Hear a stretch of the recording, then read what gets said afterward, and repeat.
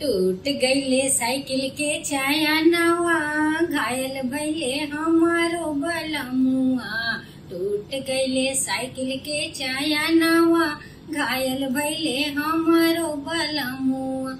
ससुरा में रहती ता देवर जी से कहती, ससुरा में रहती ता देवर जी से कहती, नैहर में तड़पे परनवा, घायल भइले हमरो सजनवा। नैहर में तड़पे परनवा, घायल भइले हमरो सजनवा।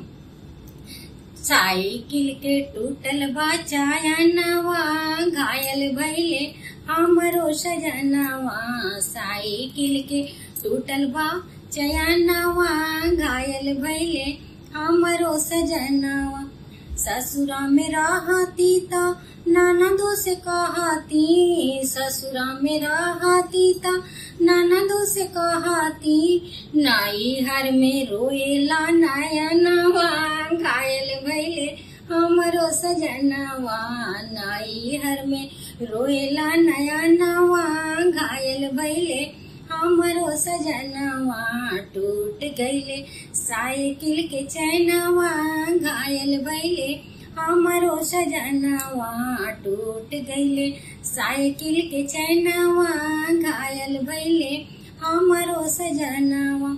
ससुरा में रहती ता गोतिनी से कहती, ससुरा में रहती ता गोतिनी से कहती, नैहर में माने ना मनवा, घायल भइले हमरो सजनवा। नैहर में माने ना मनवा, घायल भइले हमरो सजनवा। साइकिल के टूटला चैनवा, घायल भइले हमरो सजनवा।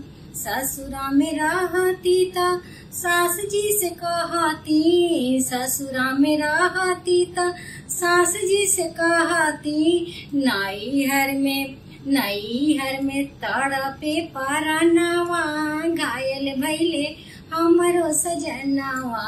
नैहर में तड़पे परनवा, घायल भइले हमरो सजनवा। नैहर में तड़पे परनवा, घायल भइले हमरो सजनवा।